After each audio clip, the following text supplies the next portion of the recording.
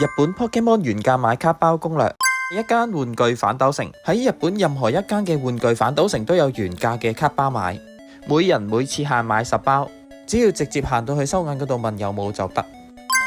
第二，便利店，日本任何一間嘅羅森、71、Family Mart 都有機會買到原價嘅卡包，不過大阪同東京嘅話就會比較難，除非係咁啱撞正新卡推出嘅第一日就會比較容易買到。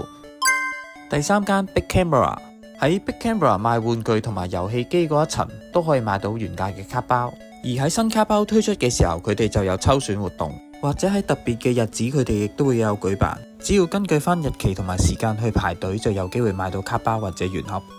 第四， Pokemon Center， Pokemon Center 係日本最易買到原價卡包嘅地方，熱門嘅卡包每人限買每款10包，而一啲非熱門嘅卡包可以買最多5盒，但係原盒佢哋會拆咗膜先俾你。